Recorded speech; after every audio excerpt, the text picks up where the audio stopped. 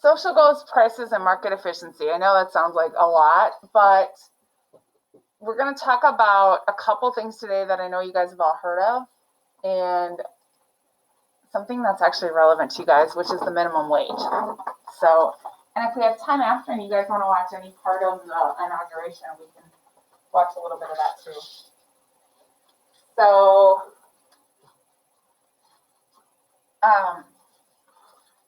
we're finishing up chapter 6 today. There'll be a quiz up this afternoon. Careful, Joe. There'll be a quiz up this afternoon for you guys to do on chapter 6. And we're going to do a minimum wage activity in class. So, it's nothing you have to write down or whatever. We're just going to talk about some things together. We'll be starting on chapter 7 tomorrow. I'm gone next Tuesday. And we're not going to be ready for the test at that point. So I guess I'll ask you guys, what do you want to do? So I don't know for sure if I'm going to have a sub. You might be down in the pack. So what do you guys want to do when I'm not here? For you guys at home, I'll probably just let the sub know that we talked, that I gave you assignment. You don't have to log in. And I'll remind you guys of this on Monday. But I'll just do an online assignment. How's that sound, guys? I'll just do an online assignment for next Tuesday. You won't have to learn any new material. It'll be something along the lines of what we've covered already. And then when you're done with it, you can just chill. Okay? So what day are you not going to be here? Next Tuesday. And they may have a sub for me, but they may not. So, and I won't know that. So if they don't have a sub for me, they send people down to the pack to just chill down there for the hour. So the pack downstairs. Why? Because Mr. Jackson or Mr. Minimal just hang with kids all day in there. If there's teachers that don't have subs, they just sit up front, and kids just sit in the seats and do their thing on their Chromebooks. So boring. I'll choose to stay here. Yeah, but you can't. You can't. That's the thing. If you're in my class, you'll have to go down to the pack. So. It would just be the hours that, the hour that you have me. Now, first hour, Kaden, you could probably hang with Miss Dilly. But if you actually have class with me, they'll send you down to the pack, yeah. So, just so you guys know what's kind of coming up there. Okay. Who else joined? Hi, Kylie. Okay. So, that's what's coming up. Today we're still looking at prices, and we looked a little bit at this at a different assignment. As oil prices rose during the 1970s, what motivated government price controls on gasoline? So they wanted gas to be affordable, but what the problem was, so they kept the price levels low. People were buying more gas, so there was more of a demand for gas than there was gas available. So they ended up with shortages. So then some gas stations instituted, you can only get 10 gallons.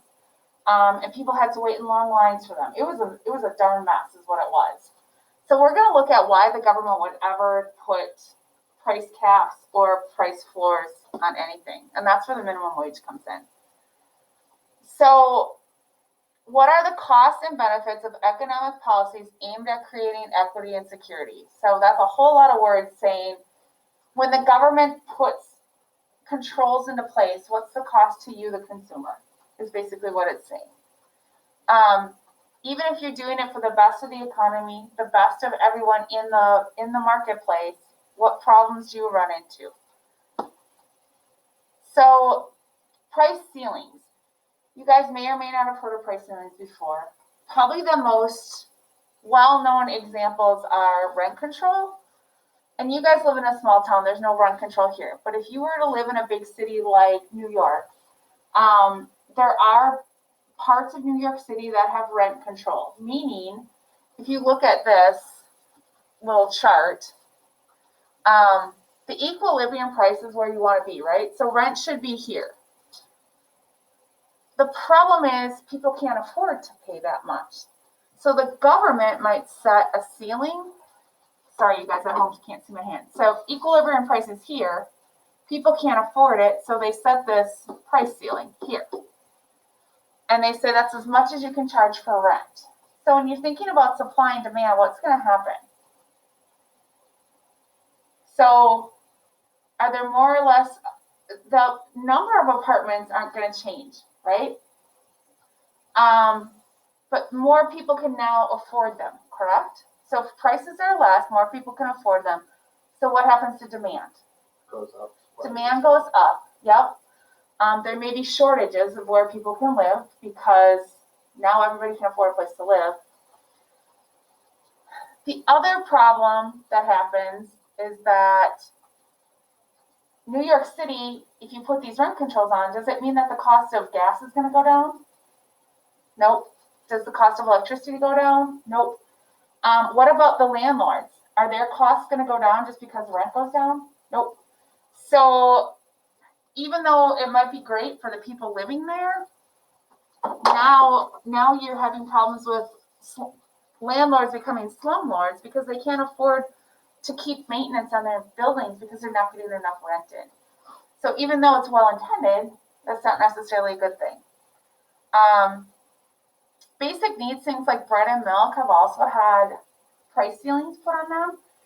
I don't know, you guys probably don't know this, but watch. So your teenagers, milk cost probably between $2 and $3 a gallon, right? When I was growing up, milk cost about $2 a gallon. It hasn't changed.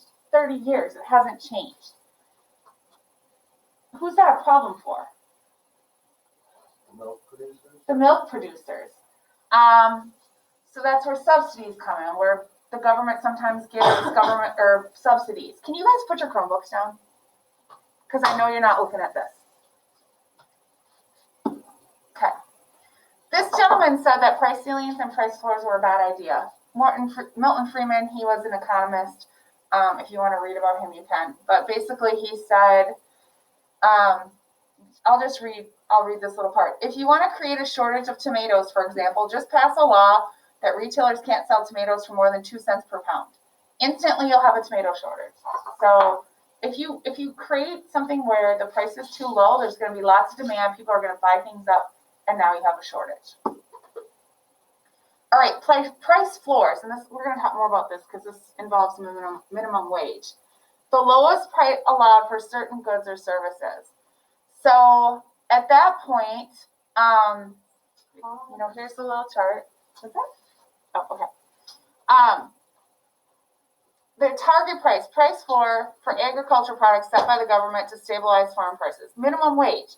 Minimum price that employer must pay a worker for their labor. The federal sets a minimum and the states can increase it. That is happening right now. Illinois just increased their minimum wage to, did anybody hear? Is it $12 an hour? 11 something an hour? Did you guys hear that?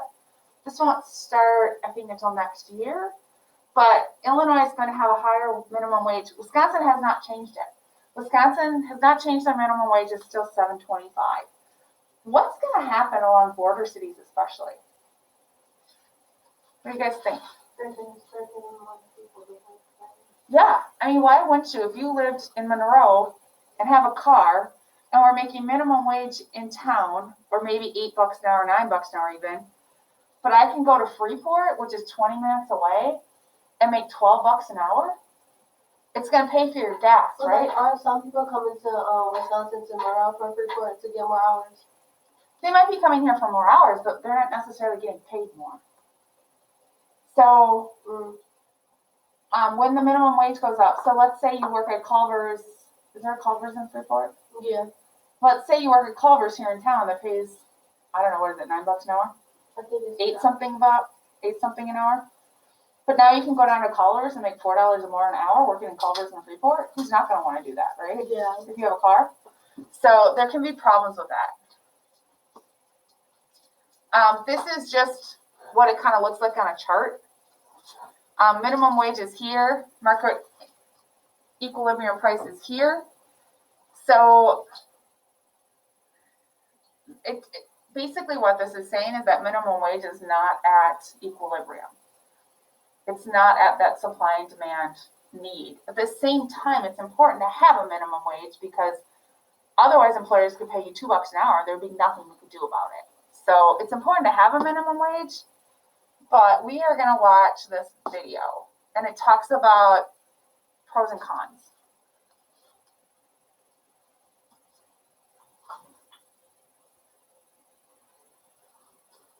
Okay.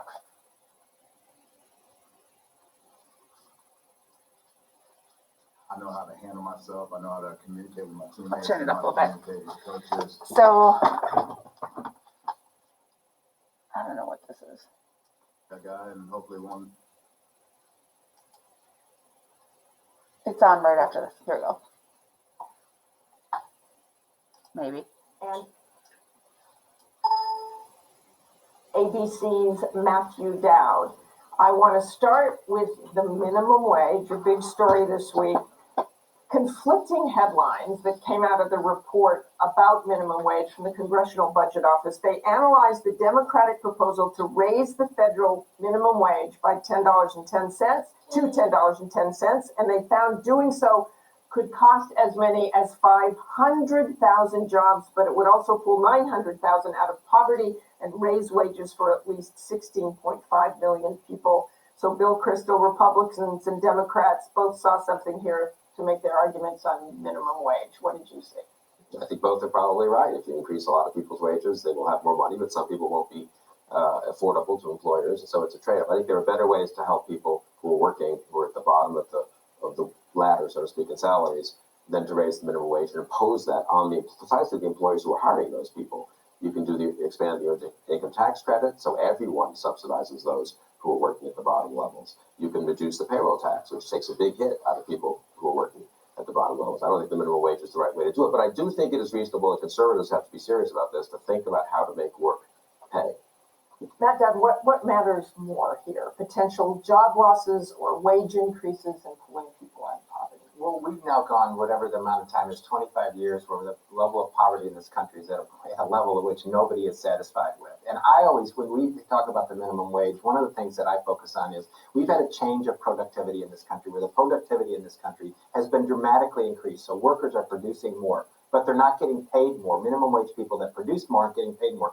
So all of the benefits that have flowed from productivity have gone either to CEO pay or to Wall Street. If you gave workers the same equivalent of productivity levels, they would make $18 an hour. That's what the minimum wage would be. And I think in the end, I think that there's plenty of, if you look at the want ads, look at the computers, look at all the things, there's plenty of ask for minimum wage jobs, even if at $10 an hour. In the end, we have to do something where people are making a living wage where they can afford daycare, afford schools, afford all those things, and we're not at that level. And Matt is really talking about what I know you think as well. This really does impact Americans every single day, this minimum wage. You're talking about the people who work in nursing home, retail shop, fast food places.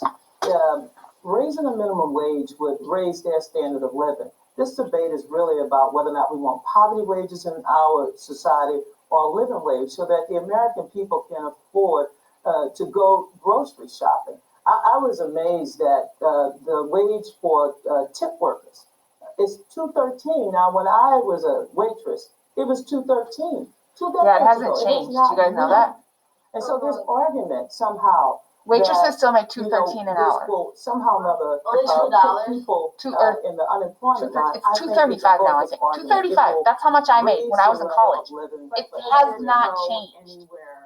So you know what's going to happen is that the governors are going to do it. Still, they make $2.13 a waitress, and they still. if you are a waitress, the minimum wage for waitressing for any tipped job is $2.35 an hour. So when you don't tip your waitress, it's just a crappy thing to do. I waitressed for a really long time. Like I waitressed from the time I think I was either 15 or 16 years old until I was like 30. I waitressed part-time, and then in college I waitressed as much as possible. And I rarely made less than probably $10 an hour back then waitressing, but there were days when I didn't make minimum wage. Now, that didn't happen very much when I worked in Madison because we were always busy, but I worked at a local joint like when I was in high school, and there were definitely nights where I didn't make minimum wage. Yeah, so like tip your waitresses, they're making $2.35 an hour. $2.35 an hour. That doesn't even pay for But why their do they gas. choose to do that though? Because you can make a lot more getting tips. But if you have people that don't tip you, that's why it's important to tip your waitresses, to tip your bartenders, to tip people that like you guys aren't old enough to tip bartenders, but Like the tip your, what about like Pizza Hut drivers? Them? I think they make minimum wage because that's a little bit different because I don't know, it's just different. So just understand that it's not right. And a lot of people say, well, why should we have to tip? Miss David? Yeah. Hi, Rachel. Go ahead. So, like, with that, I feel like that's the biggest, like, scam ever. Like, why is it, like, on us to, like, pay them? Which, obviously, I agree with tipping, obviously, but why is it normalized? That's my question. That's a great question because in some countries, it's not. They're not allowed. Or you're not expected to tip because people are actually making a living wage. Until this changes, until waitresses are making at least minimum wage and probably more, like it is on the consumer. And I don't know who decided that this was going to be a rule. I don't know where this ever came from. It's probably the stupidest thing I've ever heard. I mean, tipping came out of if somebody gives you good service, you want to give them a little bit extra. At the same time, yeah, it does put it on the consumer. So when you go out to dinner and pay, let's just use round numbers here. Let's say you and your boyfriend or girlfriend go out and you pay $50 for a meal. You really should be tipping that waitress another 20%, which is another $10. So your meal now costs $60. Why couldn't the person that owns the restaurant give that person that extra $10? And I don't know. There's no good answer. It's a really good question, Rachel. There's no good answer for that. Go ahead, Kaden. Did you have something? Yeah, but like don't some like I know like there's some places where like the manager they'll take the waitress's tips like at the table. Well, they're not supposed to do that. So Kaden said, are there places where a manager takes the tips? I've never worked anywhere where a manager took the tips. I have worked places where we had to split tips with like the kitchen or the bartenders. Not all of them, but like the waitresses would get 80% and then the bar would get like 10 and the kitchen would get 10%. It just depends on where you work, but I don't know. Go ahead. Go ahead, Rachel. Sorry, the No. bar that my mom works at, everybody splits tips. Like, they have these little cups, and they just like count it all out and just like put it in the cups. Yeah, and bars will do that a lot of times. Like when I waitressed in Madison, I waitressed at a bar and grill. The waitresses, we kept our own tips in like our own tip drawer, and we actually, as waitresses, split tips with each other. So like I didn't get the tip from my table; it just went into a pot with everybody else. And actually, where I worked, because it was really fast moving, that worked out great because then everybody helped each other with everybody's. Like, yeah, you had your own tables, but if your food came up and you weren't there, somebody else would take it out for you. The bartenders there split tips also. So they would have, like you said, they'd have like a jar where the tips went, and then at the end of the night, the bartenders split tips. So it really just depends on where you work, and how that works. I've also worked jobs where I kept all my own tips. Mm-hmm. So it just really depends where you work. Good question. I'm gonna work someplace. What's that? If I was gonna be like a waitress or whatever, and they told me, "Oh, you're only making $2 an hour," I would not even work there. Well, all waitressing is $2.35 an hour. But like I said, you guys, I mean, there is the trade-off is, yeah, I only made $2.35 an hour, but even back when I was waitressing in high school and college, I rarely made less than $10 an hour. It was usually closer to 15, and this is a long time ago. So I was still making way better, almost double of what minimum wage was when I was working, because I work a tip job. So I knew going in I was only going to make $2.35 an hour, and generally most of my check went right to like food because we would eat like on shifts, and we had to pay 50% like the price for the food. So but my checks were never like much. But my tips, I mean, I paid my rent, my food, my gas, everything with my tips. So I made good money. I mean, I waitressed 20 hours a week when I was in college. So you think about that, that's anywhere from $200 to probably $400 a week I was making, depending on the week. which was good in college. That's good money in college. So, but the question still goes back to, I think what Kaden said, why don't we just pay people more and then you don't have to tip them? It's a really good question. I don't know that there's a good answer. Let's keep watching this because it's kind of, and this is from a few years ago, but this debate just went on because they just tried to raise the minimum wage to $15 an hour. And it didn't go through, but now with the Democratic Congress, it may go through. I still think $15 might be a little high, but it should be raised to at least 10 to 12 bucks an hour. When we're done watching this, we'll do a little, like I'll do a little thing on the board so you guys can see how much money, like what does minimum wage actually pay for? They should. Go ahead, Jess.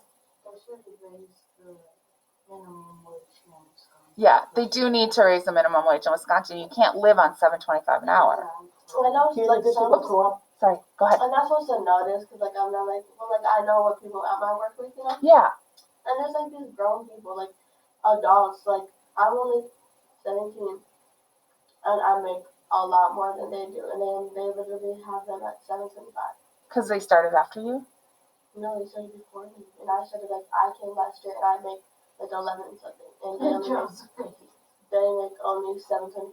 Yeah, I don't know that, but, like. Right. Kaden said at her job, like not everybody's paid the same thing because she's making 11 something an hour and there's still people making minimum wage. And I'm not exactly sure why that is. Okay. Yeah. Oh, I did the math. If Yes. you work 725, or you make 725, you work 40 hours a week. In 4 weeks, you'd only have $1,150. That's like not even enough to pay rent something. For how many weeks? 4 weeks. 4 weeks. So Nikki just did the math and she said that after 4 weeks you'd be making, what was it, 1,100? Yeah, $1,160. $1,160 working 40 hours a week at minimum wage. That's before taxes. So you're looking at somebody making that money, maybe bringing in $900 a month after taxes. You can't live on that. Rent's half of that, right? And then if you have a car, that's a good chunk of it. You still got to eat, right? And pay electric. And if you have a phone, you got to pay that. You can't live on minimum wage right now. If the minimum wage goes to $15, wouldn't everybody all the way up? Good point, Joe. Hold on. Just, yeah. Whoever said that, Rachel, go ahead. It was me. So where I live, like I'm in between Monroe and Freeport. Yeah. So that's why I've always thought like I'm gonna get a job in Freeport because to me, I don't want to be working that long and then feel like I did nothing looking at the numbers. Yeah, and it really, Like, I mean, it depends where Does you that make work. sense? Yeah, it absolutely does. Not all jobs in Wisconsin pay low. You know what I mean? Because Quick Trip pays $12 an hour right now. Yeah. So, Yeah. yeah. So it really just depends where you work. The cost of living in Freeport is a little bit cheaper, but the quality of life in Freeport, I don't know. I would rather live in Monroe. I think it's safer than living in Freeport. Let's just put it that way. Not that. No, it's not that bad. Yeah. Freeport's not that bad. There's bad parts of Freeport, but there's good parts of Freeport too. Because I've been out to the Highland Community College, and there's some beautiful houses over there. Joe, you had something to say. Yeah, I was just saying that. And that's everywhere. There's always bad parts and Yeah. everywhere. But yeah, if the minimum wage goes to $15, places like small businesses, their food goes from like $2 to $4, so Yes. double it, triple it. So Joe said in order for small businesses to be able to pay people $15 an hour, they would have to raise their prices. And that's very true. Small businesses would have to raise their prices more than like a McDonald's. McDonald's might have to raise their prices 10 cents an item. And people aren't going to notice that, but a small business, because McDonald's is huge and sells thousands. A small business like, let's say, the Garden Deli on the square, who that's their only business, yeah, they might have to raise their sandwich prices $1 in order to make up for paying their employees an extra, $5 an hour or whatever. Healthcare workers, they don't make a lot. No, healthcare workers in nursing homes, some places make minimum wage, which is ridiculous. Like, I know, like, one of my, like, used to be friends, whatever, she worked where I worked, like, at Taco Bell, and then she, like, quit, and she went to a nursing home, and she made less than she made at Taco Yeah. Bell. Like, she's going for, like, $8 and stuff. Yep. Like, I can, They've also proposed that there could be an age limit. So like from age 14 to 16, maybe you make $7.25 an hour if they raise the minimum wages. Then from 16 to 18, they can pay you, let's say they raise the minimum wage to $10, maybe now they can pay you $8 or $9. And then that minimum wage wouldn't hit until you're an actual adult at 18. So there's been that proposal too. Basically the gist behind that is teenagers can do minimum wage jobs and they don't need to make $15 an hour because they're still living at home. That's the thought process behind that. There's a lot of pushback from that too because there are teenagers that help support their homes. So let's just finish watching, like, because they're explaining it, why it would work, why it wouldn't work. And they have both sides of the coin here. They have Democrat and Republican so that they can kind of discuss where each side is coming from. The mayor and the city council, Montgomery County, right outside here, they raised it. And you know what? We're not experiencing job loss. Martha, let me just say something, because it's a continuation of the conversation you just had about WhatsApp. WhatsApp, 55 employees, as you said, it gets valued and gets bought for $19 billion.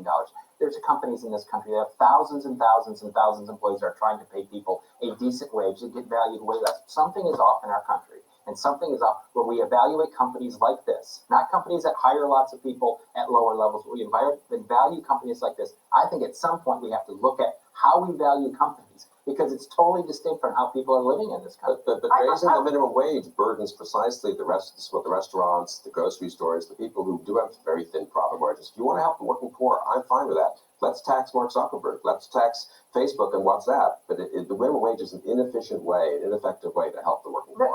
Let's move to Walmart. I want to move to the Walmart workers. Yes, if you raise the workers' pay at Walmart, it will cost 1 penny to buy a DVD. 1 penny. You're not talking about a lot of money, but it will help those ordinary people pay their bills. I want to quickly move to Social Security, the budget. Okay. A big political headline this week. President Obama apparently. So we'll stop there because that's the end of the talk on that. I love that you guys are like really thinking about this. And this is possibly going on. And the one gentleman is saying, well, we need to raise the taxes on big corporations. I think that's absolutely true. But then he's expecting that money to trickle down to the average person making minimum wage. And the problem with that is it doesn't work that way. And we have seen that through time that, yeah, there might be some benefits to those people at the bottom, like making the least amount of money, but it's not going to be enough to help with their standard of living. If it worked that way, that would be great, but it doesn't work that way. So there needs to be something. Maybe small businesses need to get a tax break. You know, if they have X number of employees and they're paying them $10 an hour versus $7.25 an hour. Maybe that's where we need as a nation to look at tax the hell out of these big companies like Facebook and Walmart and places like that. Give some tax breaks to the average small town business. And I don't mean just small town Monroe. I mean, there's small businesses in Milwaukee, in Chicago. Give some tax breaks to those people and then charge the big corporations more money. I feel like isn't it kind of like the bigger the place, like the more money and more down to the business, but it's not that big. And like if you're something like Madison or like Milwaukee, like you get paid more. So Kaden asked, do you make more in bigger cities, right? Yeah. So it really, the question is, it really depends because if you have a company like Taco Bell that still pays minimum wage some places, just because you live in Madison doesn't mean you're going to make more. Now, it's a lot of times Taco Bell is owned by they pay corporate fees, but there's a Monroe owner or a local owner. Is that correct? Yeah, we're not a corporate store. You're not a corporate store. So sometimes those small, like those restaurants, even though they have to follow corporate rules and probably get some incentives from corporations, they're still local stores. So that's, I think, something people don't realize too, that even though it's Taco Bell, they still have a small town owner. And their profit margin has to do with whatever you're making in that small town. So this is a hard, complex question. You guys are like asking really good questions about it. And I think that's why they're still debating it in Congress, because there's absolutely no easy answers. There's a whole bunch of stuff in this slideshow that you can read more on. So this is just showing, the business owner that an increase in minimum wage will hurt his bottom line. So a business owner is going to lose money if they have to pay more unless they raise their prices. Here's another one, another political cartoon. 2 out of 3 like a minimum wage hike. So it's just showing that these 2 workers got a raise, but then this guy's going to lose his job. That's a reality too. Like especially small businesses. If we have to pay our workers $15 an hour, we can't hire as many workers. And the people working there are going to have to work harder because there's going to be less employees to go around.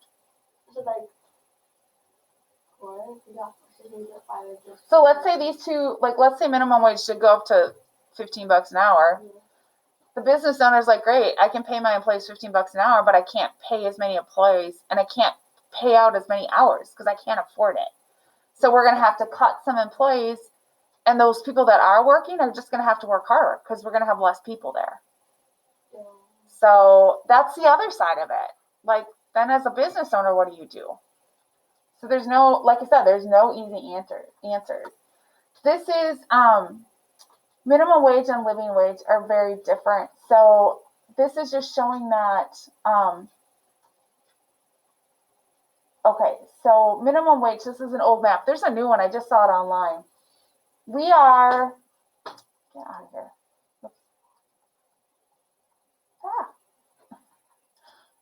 We are in the 70, so our minimum wage pays about between 70 and 80% of a living wage, meaning your people that are getting minimum wage are making only about 70 to 80% of what they actually need to live. And some states are better, like Washington is good, and some places are worse. Georgia is only paying, what they're paying at their lowest amount is about 50% of what people need in order to live. So that's something to look at too. And also something to consider. So, okay, so we continue paying people minimum wage. What else are we paying out on then as a government? You guys think about it. So if you're in poverty, if you're living in poverty, you're getting poverty wages, what is the government paying out more of?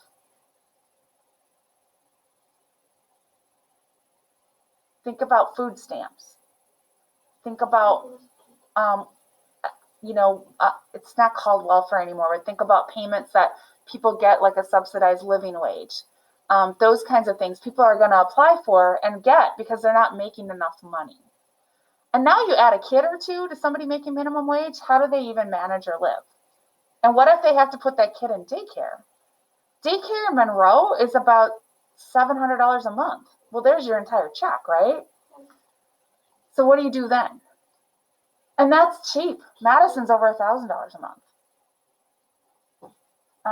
Just something to think about. Miss Davis? Yes. Yeah, go ahead. So I do know with daycare. Yep. Go. Was somebody else talking? No, go ahead. Okay.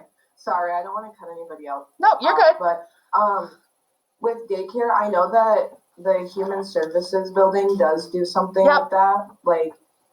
Okay, I wasn't sure if you knew that. Possibly, yeah, there are some subsidies if you are, especially for working moms, for daycare.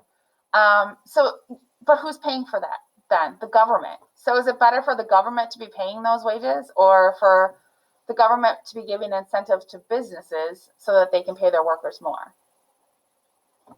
These are just minimum wages worldwide. India, 28 cents an hour, minimum wage. Now, granted, this was a few years ago, but there's a reason for that. Because the dollar's worth more there. Yeah. Yeah,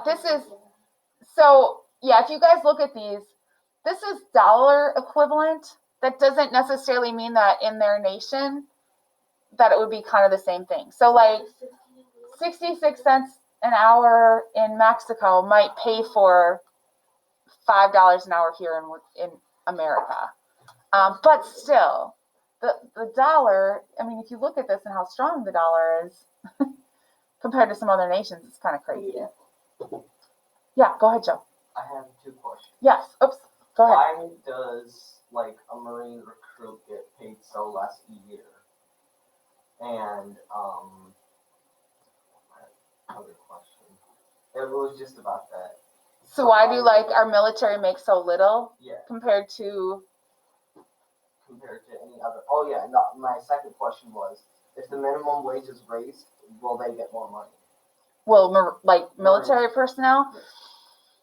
That's a good question. Military personnel make more than minimum wage because they also get living expenses paid for, which is huge. So think about making minimum wage, but you don't have to pay for rent, heat, water, food. The only thing you're paying for is your cell phone bill. So even though they're not making as much, when they're living in military housing, that makes up for that amount. I can maybe find out. My nephew's in the Marines.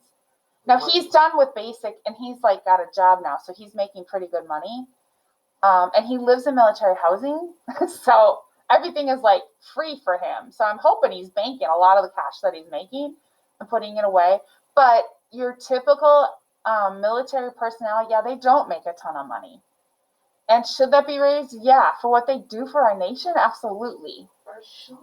So, good question. They make like 25 a year starting off. 25,000 a year. Mm-hmm. Yeah. I wanted to do it, but. So Joe said he's looked into the military, and they make about $25,000 a year that first year. But once again, consider you have no other expenses except maybe your cell phone bill, and you don't even have to worry about that when you're in basic because you don't get to see your cell phone for 12 weeks. So You don't? they take it away when you're in basic training. Yeah. So depending on your training, how long it is, you don't have your phone during that time. It's distracting. The longest and most. Yeah, my nephew's a Marine. It was like 10 to 12 weeks for basic training. He didn't have a phone. Yeah. I mean, you can call home, but literally call from a phone like on the wall. Yeah, you can't have a cell phone. Oh my god. When my ex-boyfriend, when I was in college, my boyfriend was in the Navy. He did like basic training over a summer, and I never got to talk to him once because he only had so many phone calls, and when he called his mom. But we wrote letters, and that's the other thing. There's no social media, there's no Facebook, there's no email. So when my nephew was in basic training, the only way he communicated with his family was, I mean, a phone call once in a while at home. They get one every so often, and then letters. Yeah. So, but that's a whole other story. But that's so that they are focused on their training, and that's really important. Oh, that's good. Okay. Last thing, and then I'm gonna let you guys at home go. I know we talked a little bit longer today, but this is just looking at when do markets talk to each other. So this guy is saying our stock just went up 10 points because the government said that they're going to give us a contract. And usually, if the government gives you a contract for something, that's a lot of money coming in. If it's a military contract or they're contracting your business to do something, they're going to be paying you a lot of money. So when you're talking about the federal government, you're talking about a huge, big organization. So this is just giving some examples. Is basically like when something happens in one market, a lot of times it affects another market. And I'm going to just look at rise in oil prices and just look at the economy. So let's not even look at what's on the screen there. But just when you're thinking about it, what happened to the price of gas last year when the coronavirus hit? It went way down. Why? Why did it go way down? People weren't driving, right? Yeah. Nobody was driving anywhere. There was no demand for gas. So when there's no demand, what do suppliers have to do? Lower. They have to lower their price. So they lowered their price. So I mean, gas was like $1 a gallon, $1.15 a gallon for a while there. And now it's back up to what is kind of a normal price, which is a good sign. The only good thing about that is that it's a sign that our economy is recovering.